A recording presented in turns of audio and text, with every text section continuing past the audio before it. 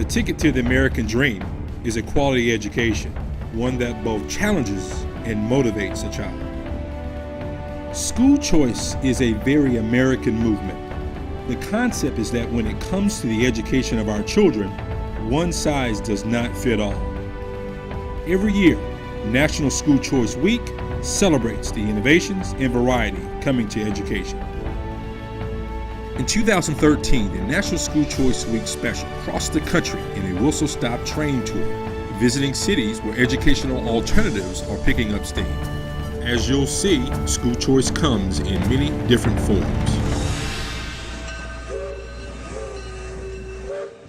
The 2013 National School Choice Week Whistle Stop Tour began in Los Angeles.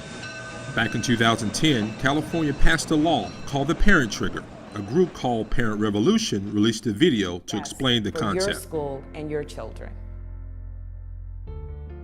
This is a historic new day for parents in California.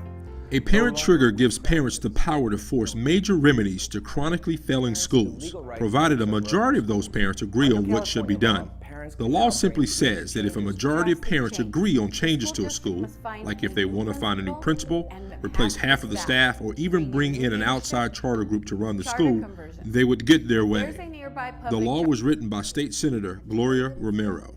The way that the trigger works is that parents, 50% plus one, it's a democracy, they get together, they sign a petition, they present it to their governing board, and basically they say, if you who have the power won't turn around these chronically underperforming schools, then we will.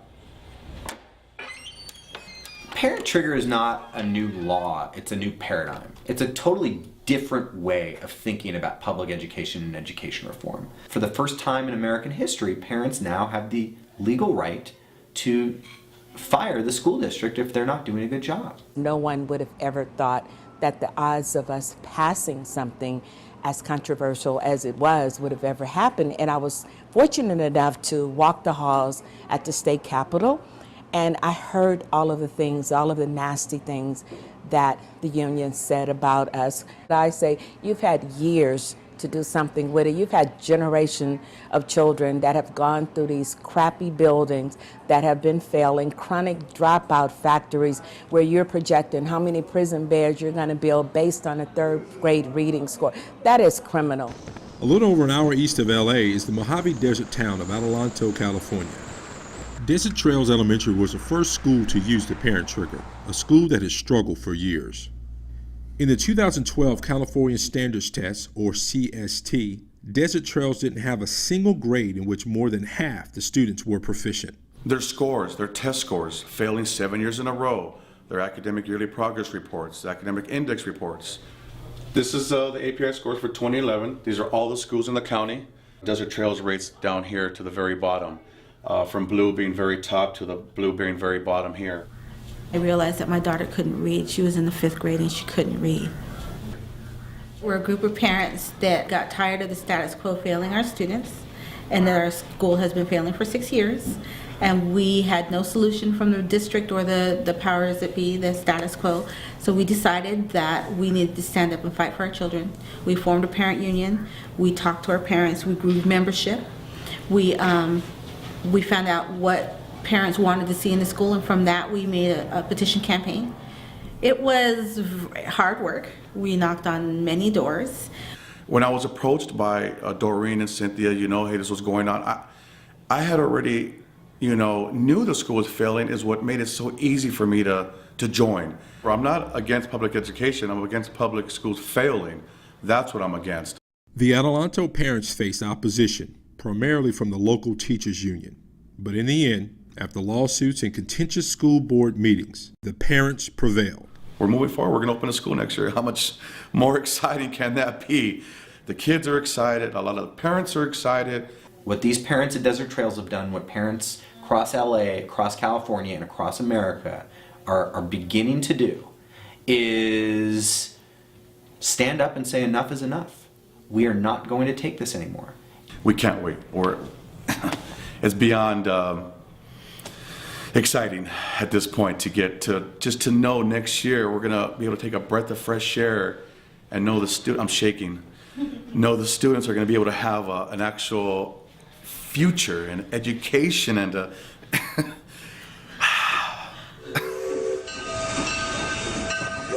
After California, the train moves to Kansas and eventually the capital city of Topeka.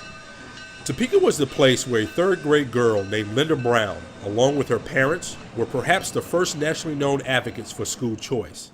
Linda's father, Oliver Brown, wondered why Linda should have to travel farther to the segregated Monroe Elementary when an all-white Sumner Elementary was closer. And so Oliver and 12 other Topeka parents became plaintiffs for a court case which became known as Brown versus Board of Education. Underpinned by race, it was a case about school choice. I think if we go back to 1952 and those families that were part of the Brown case here in Topeka, they were trying to make a decision about school choice. They wanted to attend their local elementary school. They didn't want to have their kids go across town.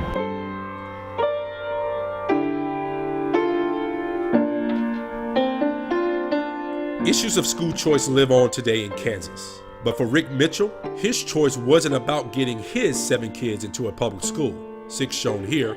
It was about getting them out.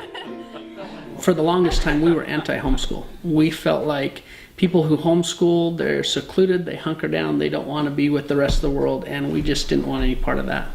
We always felt like we should insulate our kids, but not isolate them. I don't think any of our kids were challenged enough. They were all doing well in school, getting good grades, had 0 homework ever, which they loved. But it did concern me a little bit that with hardly any effort, they were flying through their classes and doing just fine. Well, I kind of felt like I wasn't learning anything. Like I was kind of dumb, almost. And then when I came to homeschool, I was learning a lot. My daughter has already taken a couple of college classes online through Clovis Community College. The goal is that she'll have her associate's degree by the time she graduates from high school. We believe sports is a big deal. It really helps those kids that are interested in that. So we've started our own athletic program. I used to be a high school basketball coach and athletic director, and so we've done it before, so we're doing it again.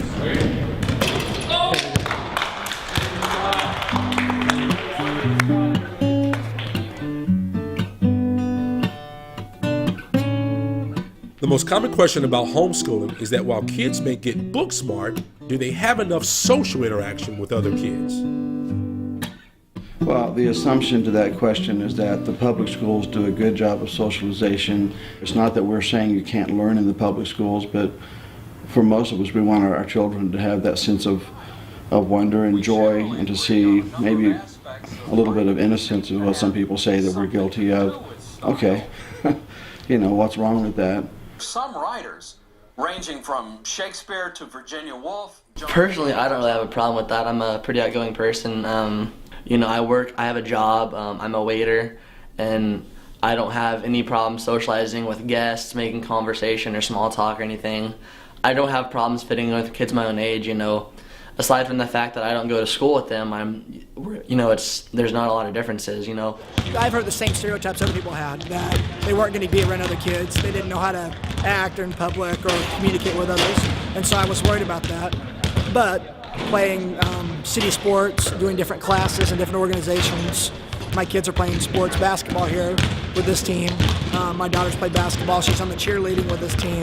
They can get involved in plays or debate or whatever they want to do. This is called TLC, so it's the Learning Co-op. We have a support group here in Lawrence for homeschoolers. It's about 100 families.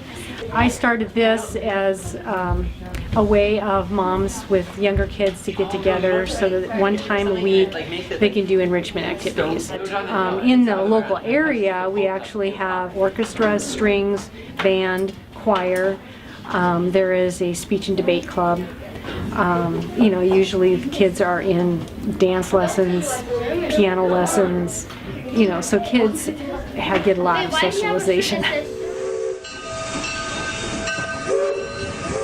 From Topeka, we head about 60 miles east on the train to Kansas City, Missouri. The Kansas City Public Schools have been trouble for a long time. In 2012, the Kansas City Star ran an unusual headline that Steve Green, the city school superintendent, said Kansas City was not the worst school district in the country. This had to do with Education Secretary Arnie Duncan's reference to the district's 60% dropout rate between 9th and 12th grade. The Kansas City schools have been broken for so many decades. The people that give themselves these enormous, exorbitant salaries, let's talk about that. But the last thing you do when nothing else works is you have to let the children go. The children have the right to leave this district, this failing district, and go to a district that works. Back in the 90s, the Missouri State Legislature passed a novel idea. Students trapped in a failing school district could transfer across school lines, across district lines, into an accredited school district, inter-district choice. The problem in Kansas City is that this has been held up in the courts and not a single student has been able to transfer to a better school. Well, the unaccredited district, Kansas City, does not want to lose those students because by losing students they lose money. There are districts surrounding them that willingly will take these students and welcome them to educate them. But the Kansas City district has said we're only going to pay $3,000 per student. They know offering $3,000 is not going to be accepted by Independence or by Blue Springs or any school district in suburban Kansas City. And so it's a way for Kansas City to be able to say, see, it's not our fault, they won't take our kids, when the reality is they know that's not what the law says. The formula in the law is very clear for determining what the tuition costs should be. But it's an effort to keep kids trapped in their failed school district. Self-preservation.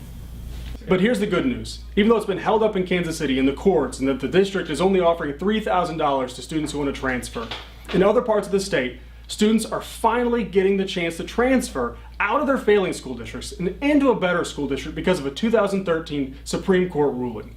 This law now is allowing students to transfer to better schools. We knock on their doors, we talk to the parents, we tell them what the current situation is, we tell them that they do have the right to transfer, they have the right to stay. We are the information providers. We're in the middle, we don't try to sway them one way or the other, we just want them to know what their options are. Like at this school I'm at now, they care. I mean, like I can actually go to the classroom and have a teacher know me by my first and last name and welcome me into the classroom and ask me if I need help me stay after school for however long I need it. But at Riverview Gardens, they just didn't care.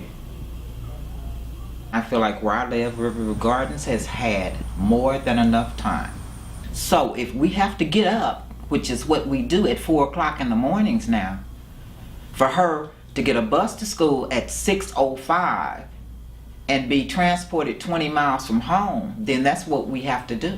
So there are about 2,600 students that applied for inter-district choice in the St. Louis area, which represents about 25% of the eligible students, which is a pretty significant number, a pretty significant portion, I think, and speaks pretty clearly to how horrible the conditions in those two districts must be for kids if 25% of them fled in the 6 weeks since the doors were open for them to leave.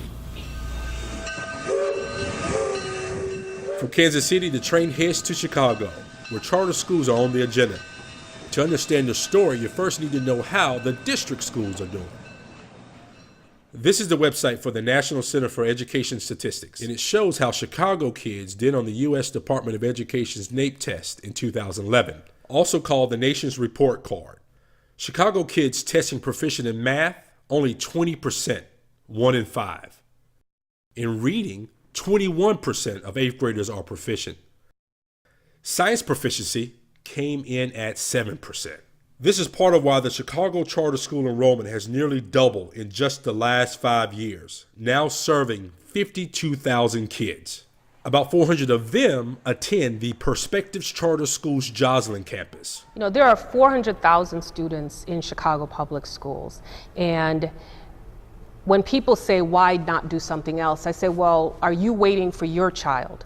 Are you keeping your child involved in a school that is underperforming, that is dangerous? Or did you take your child and figure out how to get them into a selective enrollment school, a magnet school, or pay for private school? So if your child is not sitting in a school where they are being tortured and having their education and their lives robbed from them, don't talk to me about what should be going on with or without charter schools. The fact is, a law was passed and it is in effect. 50,000 50,000 students and 50,000 parents have chosen to send their children to charter schools. And it's my responsibility to make sure that they get the best education possible. I'm not willing to write off these children's lives while politicians and everybody else figures out what to do with Chicago Public Schools. They're here today, and we're going to save as many of them as we can. You're not nobody here, you're somebody, and they pay attention to who you are. It's unbelievable how well they know you. You feel like you can connect with your teachers. I think at the charter schools, they help you more. Like, they actually stay at the school and they make sure that you get your work done, make sure you make up work, take tests and all that. And then at Chicago Public Schools, you just on your own. If my son was not here, he would be in a underperforming school, high school that is on probation. I'm not going to name the school, but that's the district that we're in, that's where he would be. And why would I want to put my son in a school that he's not going to get every advantage possible? That's my son. Some people accuse charter schools of what's known as cherry picking, that they only accept the best kids or they turn away special needs students so they'll get better scores. You know, they always accuse the charters of cherry picking, but almost all of that is done, almost all charter selection, particularly in low-income areas, is done by lottery selection. So you can't really say that if you're selected by lottery, you're cherry picking. I actually think it might be more accurate to say there's a reverse cherry picking going on. Charter schools are already engaging in a great deal of remediation for kids who have already had a bad experience in the public system. And again, this is primarily true, and it's most importantly true, in the low-income segment. We have above average amount of special needs students versus Chicago Public Schools. They're at 12 or 13%. We're at 14, 15, 16%. We open enrollment completely, and CPS checks our application process. The only thing that we can ask families is your name and address to confirm residency and the grade level of students coming in. If that's cherry picking, I'm unaware of what success looks like then. Perspective's charter school teaches students more than academics. They also teach a philosophy called a disciplined life, or ADL. When I read about a disciplined life, and then I had a friend that was teaching here, and then I was like, is it really like that? Or is it just kind of like, that's what it says on the website? She was like, no, like this would be a perfect fit for you. So when I came here, and then it really is like a family. And like you hear even the kids talk about like, this is our family, and we got to take care of our family and our home. That's why I never left, because it works for me. 85% to 95% of our students are low or very low income. And we serve communities where the crime rates are among the highest in Chicago, and the children have to really navigate a storm to get to school. But our attendance rates are 93, 94, 95% because students want to come to school. They know that school is a safe place where they're going to be able to learn and grow as individuals, so they fight their way to get there. I think perspectives offer a wide range of values, and it teaches self-discipline, which is something a lot of kids need, and hope. Perspectives give students hope, and that is something that every kid needs. I believe the scariest thing is a kid walking down the street without hope. If charters are the most talked about form of school choice in America, vouchers are the second most. Vouchers are simply tax dollars that follow a student to a private school of the parent's choice. The city of Cleveland, Ohio has had vouchers since 1995. Private schools often have the flexibility to implement new methods and rules that public school bureaucracies may take years to incorporate, if ever. One such private school is St. Martin de Porres. It's based on a unique concept, a work-study program for high school kids, where they go to school 4 days a week, and 1 day a week they learn the culture and demands of a professional job. This is exclusively for low-income kids. We like to say it's a very exclusive school. If you can afford the tuition, you can't come. In the Cleveland Metropolitan School District, is about 54% high school graduation rate. So looking at 100 seniors who start their first day of school in the Cleveland Metropolitan School District, about 54 of them will graduate. So we're graduating at about a 97% rate. 100% of them are getting accepted to college. St. Martin de Porres High School allows our students the opportunity to work in businesses in the greater Cleveland area. They work in a job team, mostly in entry-level work, in each of the businesses. They get an appreciation of what it means to work 8 hours. And I think they learn, that there's a sort of a term that in education is kind of catching on is grit. They have the grit to continue. And that's something they learn at work. I work for 3 years. I worked for the water department, Northeast Regional Sewer District. Well, I work at PricewaterhouseCoopers. Now I can say I'm 18 and I work at a law firm. Then this year I decided to go into the medical field, so now I work at Euclid General by VA High School, and I transport dead people to the morgue. Yeah, so that's it. Today was our alumni brunch day, and so when we have over 100 alumni coming back to our school and telling us about their success stories in college, we hear how it's different.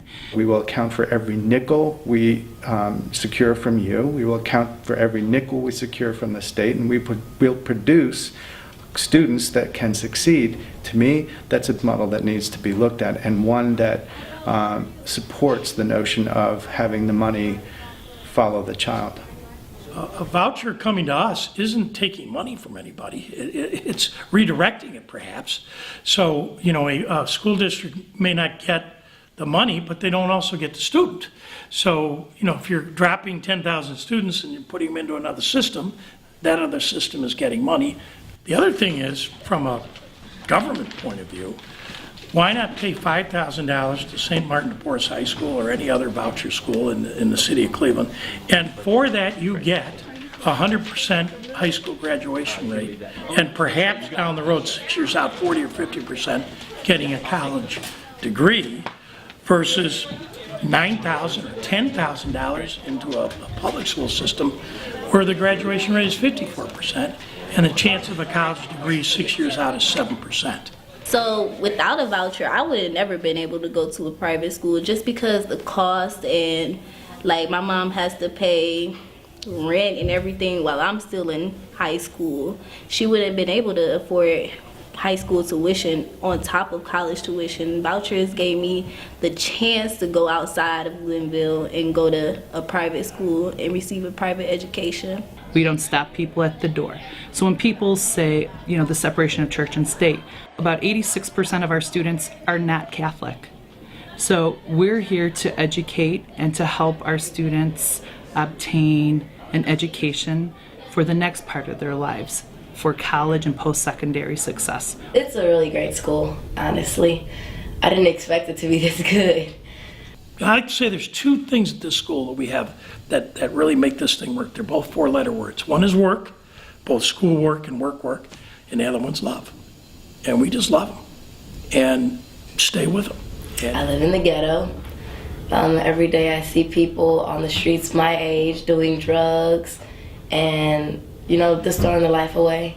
Recently, this year, 2 of my friends have been shot and killed. One was shot at her own birthday party, and the other one was shot by a drive-by shooting. And it's really sad. Being where I am today is a miracle, because not a lot of kids will have this opportunity, and they don't have those parents that care, and they don't have the love and the nurture that this school provides and a family provides. If they're like most, they wouldn't have happy endings. They'd most likely be involved in some kind of criminal justice system, detention, prison, whatever. And not because they're bad people, because we just saw what they could do. It's because it's just a desperate, kind of hopeless situation. School and education, to me, is the only way out. And we just need good schools. And we're not the only one, but we're a good one. And without the voucher, or without a sense of allowing us to exist, if you will, in this situation, I don't think they'd have a chance. The train ride from Cleveland to Erie, Pennsylvania takes us to the fastest growing form of school choice on our trip, and some would say the one with the most potential to revolutionize public education: online learning. The state of Pennsylvania has now authorized 16 different cyber charter schools. One such institution is 21st Century Cyber Charter School, which can offer education to any student in Pennsylvania. A cyber charter school is a school of choice that is operated in an online environment. Our school is operating in an asynchronous environment, which means it's open 24 hours a day, 7 days a week, and parents choose to come to the school.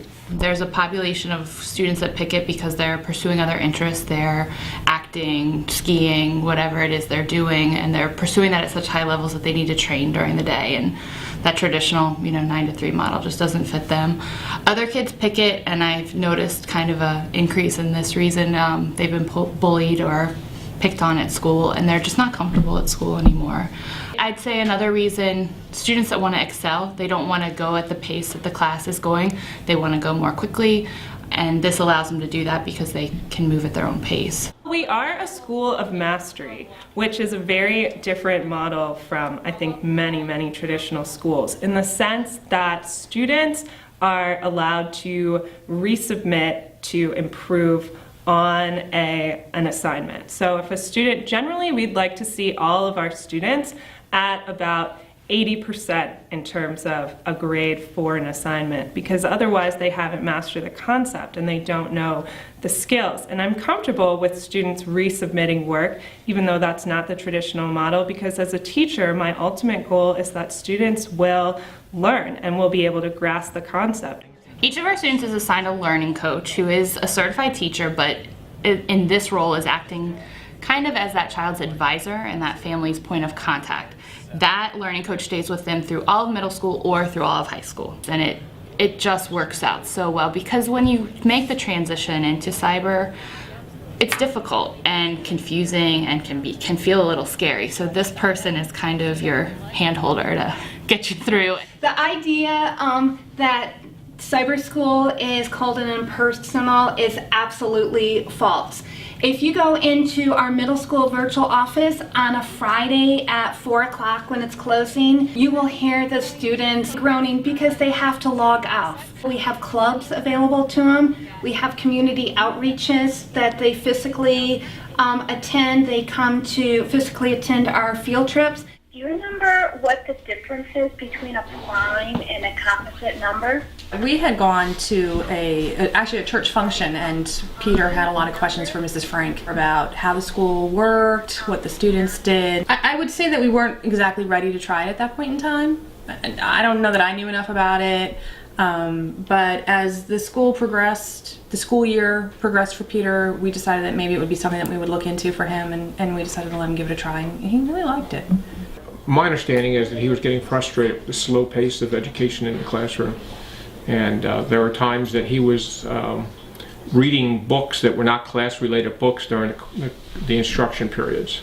Sometimes in school, if I would if I needed help, I would raise my hand, and it would take a long time for the teacher to get around to me. Sometimes they never got around to me, and then the class was over. So I would never get help, and then at night the homework was really hard because I didn't get help on it. But here, I raise my hand, and then within a couple minutes, I get help. You just click like a button, and it raises your hand and stuff. It's really cool. I like it. If I can draw any comparison, and I'll use some of what my sister does, she's also an educator and she is in a brick and mortar school, is she doesn't have the ability to individualize the education as much as we do. In a group setting, she's pretty much focused on teaching one particular thing to a group of 30 students, say. Whereas my day, I might teach 30 different things to 30 different students. All right, so we're supposed to be neutral, but anyhow, from what we saw, we were just looking at everything. In the first place, war is bad news for... In our world, our doors, our windows, our classes are always open so everybody can see it. The principal of the school is always in the classroom and can see that teacher that's shining or the teacher that's struggling. Some of us are still stuck in a model of teaching like we did 50, 60, 100 years ago, and it doesn't make sense. It's not a cohesive plan to get our kids where they need to be. We see on TV we're falling behind, but we've got to change the way we do things to change the result. The School Choice Express rolls out of Erie, Pennsylvania, on to Rochester, New York, the home city of Susan B. Anthony, the American most associated with women getting the right to vote. It turns out she was also an education reformer. Susan B. Anthony believed that every human being should have access to education. And in her time, often people didn't get access because they couldn't pay for it and it wasn't always available. She started her career as a school teacher. Education was one of her great passions. And at that point in time, public education wasn't assured or guaranteed, and women weren't assured education. The goal of a quality education for all continues today in Rochester, which is why we visited Hope Hall, a private school focused on teaching kids with special needs. It is every day a miracle. I think it's a miracle, as you saw today, where all these high school students come in here and sit down and they're quiet and they're listening and they're getting a daily lesson every day from Sister Diana. Everybody, what's this word? Empathy. Everybody, what's this word? Empathy. Okay, empathy is not an easy thing to do. Anybody who was here last year knows that when we started working at it in May, it was tough. Does anybody who was here last year, can you remember what empathy means? Okay, Jonathan? It's like saying that putting yourself in other people's shoes. Put yourself in people's shoes, okay? Give me another meaning for this. That's an excellent one. Marcus? To feel what the other person feeling, like you know how they're feeling, so you treat them the way that they want to be treated. Exactly, to try to feel how another person is feeling. It's absolutely miraculous to see them repeat those very words that she gives them in the morning and to live those rules. Children who attend Hope Hall, they have learning disabilities. They don't have behavioral issues. So now in your public schools, you're all grouped together. So your needs still are not being met within the classroom. The idea to form a school was born out of a need that there were a large number of children who were simply falling through the cracks. Their ability was too high to qualify them for regular special ed services, but their ability was too low to make it in regular classroom settings. They were the kids who were struggling just to make a D or an F, giving up on themselves. And I knew that if we taught them differently, if we taught them the way they needed to be taught, smaller setting, hands-on, break things down into smaller pieces, they could learn as much and as well as everyone else. Ready? Begin. I pledge allegiance to the flag of the United States of America and to the republic for which it stands. A lot of them were bullied. Kids would throw things at them, make fun of them, call them stupid, call them retarded. There's a lot of sadness. They don't believe in themselves. They don't think that they can learn. They don't see a future. Sometimes, depending on the neighborhood they live in, they don't really think that they're going to see 30 years old. So it's a matter of saying life is worth living and you are talented, here's your talent. How are we going to get you there? We'll help you plan. Since coming here, they have reduced the stress level. There's no more crying at night that they don't want to go to school. There's no more fights to go to school or counting down how many days they have until they get a vacation. Every day they look forward to coming to school. My arms are full of children every single day, and I am so blessed to have those children in my arms. And I think that that's a unique component, that if the child knows that you love them, and if child can trust that you are doing the best for them, then they're going to be able to kind of set aside those barriers or that message, I can't. All of a sudden it's being like, Mrs. Bates believes that I can. They're amazing. They are so brilliant. It's just that they needed a different way to learn. You get what you need. If you need a break or something, they'll give it to you. If you need more help, they'll give it to you. And at my old school, you didn't. They pushed you right along. But here, everybody is treated special. I was very far behind, and I was failing a lot of things, and they kept moving me along. But here, I've been passing immensely. I've been getting 98s to 100s every time. Numerous times, my kids sat in the classroom at the desk crying. And I remember one time, me just stopping by the school, and I just saw my son crying, and I said, "What is wrong?" And I was in tears, and he said, "Mom, I don't understand In the regular public school system, social promotion definitely happens. Students are just moved on without necessarily understanding the concept. That does not happen here. Two of these, feed them to you on the oscillator, okay? Just stand them, leave me an inside line. Unlike Cleveland and other places where government money helps pay for private schools, Hope Hall relies on a combination of donations and tuition paid by parents. You spend the money working with the children, not with inflating salaries, not with having 15 secretaries for every administrator, not for having all this other horsing around that goes on. There's wanton waste in the public system. The progress is outstanding. The commitment from the teachers and the organization is outstanding to me.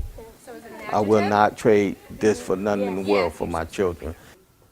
They love our kids, and I love the school. You know, I do. I love the school, and there's so much that, you know, if the city schools like this, then I wouldn't have nothing to worry about. But I had to find this school, and I really, really love this school. They doing a wonderful job. Wonderful job. I mean, sometimes I can't even talk because it's like everything you expected from your child, you're getting it here. You're getting it here. Whether through parent trigger, homeschooling, district choice, charter schools, vouchers, online learning, or private scholarships, school choice in America is growing for a simple reason. No one group can be the best at providing every possible form of education that a particular kid might need. That's why school choice is on a roll. After spending 4 years as a Rochester School Board member, it's my firm belief that the only way out of this mess is school choice.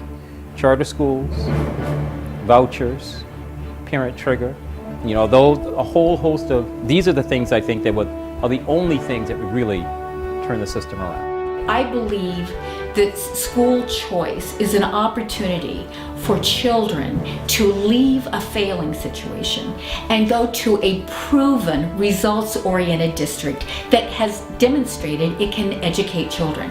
One of the things most powerful about the school choice movement is its diversity. Not only racial and ethnic diversity, but intellectual and ideological diversity. And you know, we may not all agree on, you know, every aspect of what school choice means, but I think that the sort of mosaic of all of our work adds up to, you know, the whole is greater than the sum of all of our work. And this movement is becoming not just politically powerful, but morally undeniable.